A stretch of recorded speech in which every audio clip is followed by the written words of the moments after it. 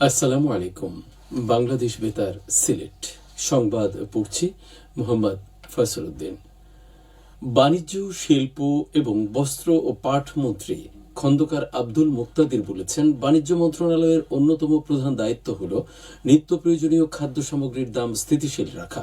বিশেষ করে রমজান মাসে এই দায়িত্বের গুরুত্ব আরও বেড়ে যায়।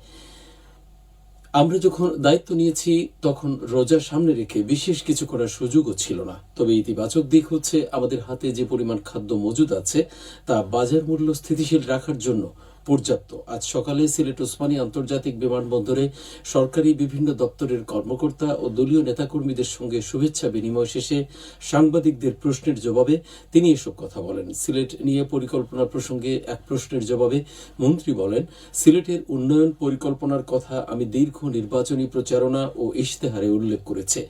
যেসব বিষয়ে সিলেটবাসীর জীবনমান উন্নয়নের সঙ্গে সরাসরি সম্পৃক্ত, সেগুলো বাস্তবায়নে কাজ করতে চাই।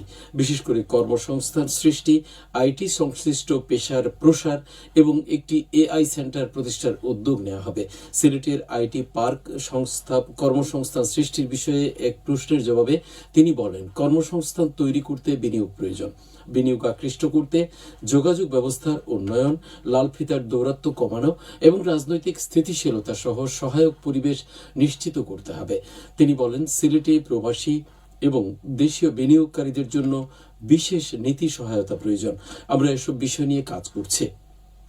খুব শিগগিরই এর বাস্তবায়ন দৃশ্যমান হবে।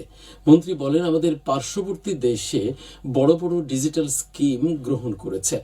সরকারি কর্মকর্তা কর্মচারীদের এআই প্রশিক্ষণ দেওয়া হচ্ছে। আমরা যদি পিছিয়ে থাকি তাহলে বর্তমান বিশ্বে অন্যরা আমাদের প্রতি করুণার দৃষ্টিতে তাকাবে। আমাদের বৈশ্বিক প্রতিযোগিতায় সক্ষমতা অর্জন করতে হবে।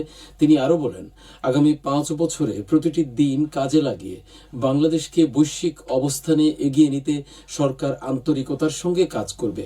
এই সময় সিলেটের সংসদ সদস্য এম এ মালিক, বিভাগীয় কমিশনার খান Mohammad Rezaun Nabi, range DIG Mohammad Mushfiqur Rahman, metropolitan police commissioner Abdul Quddus Chowdhury, জেলা প্রশাসক মোহাম্মদ সারওয়ার আলম, সিলেট মহানগর বিএনপির ভারপ্রাপ্ত সভাপতি রেজাউল হাসান কয়েসলুদি, সিলেট জেলা বিএনপির সভাপতি আব্দুল কাইয়ুম চৌধুরী সহ বাংলাদেশ জাতীয়তাবাদী দল ও এর অঙ্গ সংগঠনের নেতৃবৃন্দ উপস্থিত ছিলেন। পবিত্র রমজান উপলক্ষে সুলভ মূল্যে দুধ, ডিম, মাছ ও মাংস বিক্রির উদ্যোগ নিয়েছে সরকার। প্রধানমন্ত্রী তারেক রহমানের নেতৃত্বে গৃহীত এই কার্যক্রমের আওতায় সারা দেশে প্রায় 10 লক্ষাধিক পরিবারকে অন্তর্ভুক্ত করার পরিকল্পনা রয়েছে। গতকাল রাজধানীতে প্রাণী সম্পদ গবেষণা প্রতিষ্ঠানের সম্মেলন কক্ষে এই কার্যক্রমের উদ্বোধন করা হয়। এই উদ্যোগ বাজারে নিত্য প্রয়োজনীয় পণ্যের মূল্য নিয়ন্ত্রণে ইতিবাচক ভূমিকা রাখবে এবং সাধারণ ভোক্তারাও এর সুফল পাবেন। এদিকে পবিত্র মাহে রমজান উপলক্ষে আমিষের চাহিদা পূরণে মাসব্যাপী সুলভ মূল্যে মাংস, ডিম ও দুধ বিক্রি উদ্বোধন করা হয়েছে মৌলভীবাজারে। গতকাল সকালে জেলা জামে মসজিদ সম্মুখে এর উদ্বোধন করেন জেলা বিএনপির আহ্বায়ক ও সাবেক পৌর মেয়র ফয়জুল করিম ময়ূন। এ সময় প্রাণী সম্পদ অধিদপ্তরের ঊর্ধ্বতন কর্মকর্তা, ডেইরি পোল্ট্রি ফার্ম সমিতির মালিক সহ স্থানীয় গণ্যমান্য ব্যক্তিবর্গ উপস্থিত ছিলেন। 27 রমজান পর্যন্ত প্রতিদিন 9টা থেকে দুপুর 2টা পর্যন্ত 3টি ভ্রাম্যমাণ ট্রাক যোগে এসব পণ্য সামগ্রী বিক্রি করা হবে। প্রতি কেজি মুরগি 150 টাকা, প্রতি লিটার দুধ 70 টাকা এবং প্রতি হালি মুরগির ডিম 40 টাকা ও হাঁসের ডিম 45 টাকা দরে একজন ক্রেতা সর্বোচ্চ 2.5 কেজি মুরগি, 1 লিটার দুধ ও 2 হালি ডিম ক্রয় করতে পারবেন। জেলা প্রাণী সম্পদ অধিদপ্তরের পৃষ্ঠপোষকতায় ডেইরি ও পোল্ট্রি ফার্ম অ্যাসোসিয়েশন এই উদ্যোগ নেয়। অমর 21শে ফেব্রুয়ারি মহান শহীদ ও আন্তর্জাতিক মাতৃভাষা দিবস আগামীকাল। মাতৃভাষা আন্দোলনের 74 বছর পূর্ণ হবে এদিন। সিলেট সহ সারা দেশে যথাযোগ্য মর্যাদায় দিবসটি পালনের সব প্রস্তুতি সম্পন্ন করা হয়েছে। শ্রদ্ধা ও ভালোবাসায় আজ দিবাগত রাত 12টা 1 মিনিটে শহীদ মিনারে পুষ্পস্তবক অর্পণের মধ্য দিয়ে দিবসের কর্মসূচি শুরু হবে। 21-এর ভোরে কালো বেজ ধারণ করে প্রভাত ফেরি সহকারে পুষ্পার্ঘ্য অর্পণ ও শ্রদ্ধা জানাবে সর্বস্তরের জনতা। 1952 সালের এই দিনে বাংলাকে রাষ্ট্রভাষা করার দাবিতে তৎকালীন পূর্ব বাংলার ছাত্র ও যুব সমাজ শাসক গোষ্ঠীর জারি করা 144 ধারা উপেক্ষা করে রাজপথে নেমে আসে। মাতৃভাষার মর্যাদা রক্ষায় আন্দোলনরত ছাত্র জনতার মিছিলে পুলিশ গুলি চালালে সালাম, জব্বার, শফিক, বরকত, রফিক সহ নাম না জানা আরো অনেকে শহীদ হন। 21শে ফেব্রুয়ারি সাধারণ ছুটি।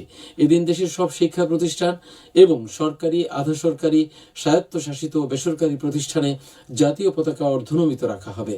ভাষা শহীদদের রুহের মাগফিরাত কামনায় দেশের সব মসজিদ, মন্দির ও অন্যান্য উপাসনালয়ে বিশেষ প্রার্থনা অনুষ্ঠিত হবে। দিবসটির তাৎপর্য তুলে ধরতে বাংলাদেশ বেতার, টেলিভিশন এবং অন্যান্য স্যাটেলাইট চ্যানেল এবং গণমাধ্যমগুলো 21-এর বিশেষ অনুষ্ঠানমালা প্রচার করবে।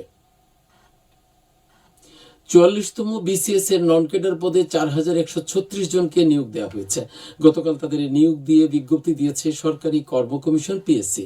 এতে বলা হয়, নন ক্যাডার পদে নিয়োগ বিধিমালা 2023-এর বিধি 6 অনুযায়ী প্রার্থীদের মেধা ও পছন্দক্রম বিবেচনা করে এই মনোনয়ন দেওয়া হয়েছে। 9ম থেকে 11তম গ্রেডের বিভিন্ন শূন্য পদে এই নিয়োগ কার্যকর হবে। বিজ্ঞপ্তিতে আরও উল্লেখ করা হয়েছে যে যোগ্য প্রার্থী না পাওয়ায় মাদকদ্রব্য নিয়ন্ত্রণ অধিদপ্তরের ক্লিনিক্যাল সাইকোলজিস্ট এবং প্রাথমিক শিক্ষা অধিদপ্তরের ইনস্ট্রাক্টর, কৃষি ও শারীরিক শিক্ষা পদে কাউকে মনোনয়ন দেওয়া সম্ভব হয়নি। সেহরি ও ইফতারের সময়সূচি। সিলেট ও পার্শ্ববর্তী এলাকায় আজ ইফতার সন্ধ্যে 5টা 51 এবং আগামীকাল সেহরির শেষ সময় ভোর 5টা 3। সবশেষে আবহাওয়া। রাত 1টা পর্যন্ত পূর্বাভাসে বলা হয়েছে, সিলেট সহ পার্শ্ববর্তী এলাকায় আজ কোনো সতর্কবাণী নেই এবং কোনো সংকেত দেখাতে হবে না। আজ সিলেটে সূর্যোদয় হয়েছে 6টা 25 এবং অস্ত যাবে 5টা 48। সংবাদ শেষ হলো। আমাদের স্থানীয় সংবাদ এখানেই শেষ করছি। পরবর্তী সংবাদ বিকেল 4:30টায় শোনার আমন্ত্রণ রইল।